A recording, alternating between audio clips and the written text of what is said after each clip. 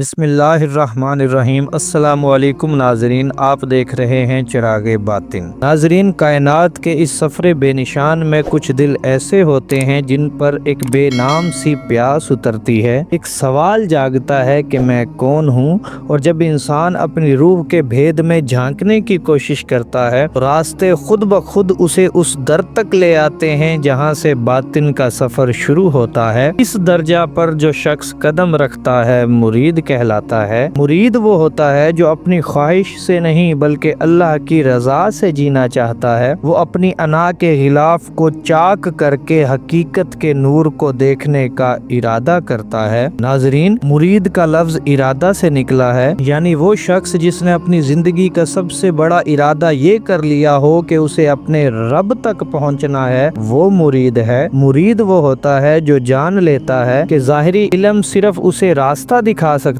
ہے، مگر باطنی سلوک اسے منزل تک پہنچاتا ہے۔ ناظرین، آج کی اس ویڈیو میں ہم مرید کے اصل کنسپٹ کو سمجھنے کی کوشش کریں گے، لہٰذا آپ اس ویڈیو کو آخر تک مکمل دیکھیے گا۔ ناظرین، حضور غوث الاعظم شیخ عبد القادر جیلانی رحمۃ اللہ علیہ فرماتے ہیں کہ مرید کون ہوتا ہے، ارادت کی تعریف کیا ہے۔ آپ فرماتے ہیں امل ارادہ فترک ما علیہ العادہ، کہ مرید اور ارادت یہ ہے کہ اپنی زندگی میں بندہ جس بھی عادت پر ہو، فترک ما علیہ العادہ، اس عادت کو ترک کرنے والا اور اللہ رب العزت کا ارادہ کرنے والا شخص مرید کہلاتا ہے۔ مثال کے طور پر ہماری عادت تھی زیادہ کھانا، زیادہ کھانے کی اس عادت کو ترک کر دینا اور کم کھانا شروع کر دینا کہ اللہ اور اللہ کے رسول نے یوں پسند فرمایا ہے۔ آپ کی عادت تھی زیادہ سونا، فضول باتیں کرنا، غیبت کرنا، چغلی کرنا، بغض رکھنا، دل میں میل کچیل رکھنا، معاملات کو اچھے نہ رکھنا، دھوکے سے لوگوں کا مال کھانا، تو اللہ اور اللہ کے رسول کی خاطر ایک ایک کر کے ہر بری عادت کو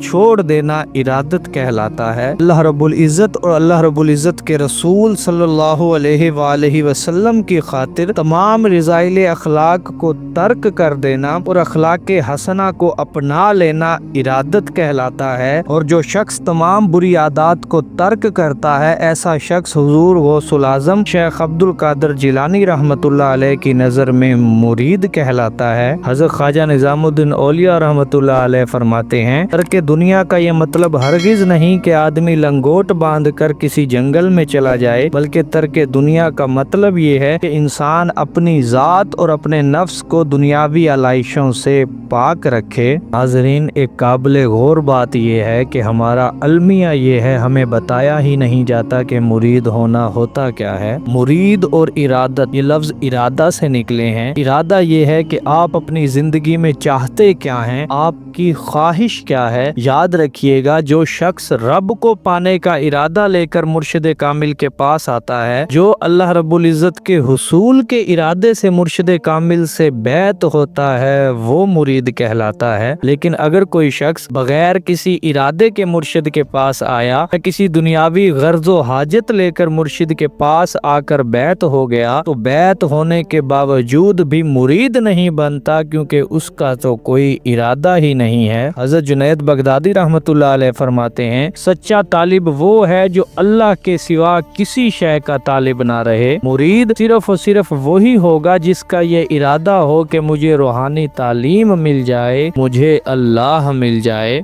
اللہ رب العزت فرماتے ہیں کہ اللہ تمہاری صورتوں کو نہیں دیکھتا بلکہ وہ تمہارے قلوب اور نیتوں کو دیکھتا ہے۔ نیت کہتے ہیں ارادے کو۔ مثال کے طور پر ایک شخص یہ ارادہ کرتا ہے کہ مجھے رب مل جائے، اور وہ اپنی طلب میں سچا ہو، اس کے لیے جستجو کرے۔ اب اس کو اگر مرشد کامل میسر نہ بھی آئے، اسے اگر اللہ نہ بھی ملے، مگر رب اس کے دل کے ارادے کو دیکھے گا کہ اس بندے کے دل میں میری سچی طلب موجود ہے، لہٰذا وہ شخص اجر پالے گا۔ حضور غوث الاعظم رحمۃ اللہ علیہ مزید فرماتے ہیں کہ مریدی پختہ تب ہوتی ہے جب بندے کا دل اللہ کی तलब में जम जाए, यानी उसका दिल गफलत से निकल आए और बेदार हो जाए। फिर फरमाया व तरकु मा सिवाऊ, और वो पक्का इरादा करे कि जो चीज मेरे अल्लाह को पसंद नहीं है मैंने वो चीज छोड़ दी। मैंने हर वो काम, हर वो फेल, हर वो तौर तरीका जो मुझे अल्लाह रब्बुल इज्जत से दूर करता है, मैंने वो सब अल्लाह की रजा के लिए छोड़ दिया। इस मकाम पर उसकी अपनी कोई ख्वाहिश नहीं रहती, वो अपनी पसंद और इरादे को छोड़कर अल्लाह रब्बुल इज्जत की रजा में राजी हो जाता है। हुजूर गौसुल आजम सरकार शेख अब्दुल कादिर जिलानी रहमतुल्लाह अलैह फरमाते हैं कि ए तालिब, अल्लाह उस वक्त तक तेरे करीब नहीं होगा जब तक तू अपना सारा वजूद, तमाम इरादे और अपनी हर ख्वाहिश को उसकी याद और चाहत में फना ना कर दे। तो नाजरीन, दुनिया की लज्जतों,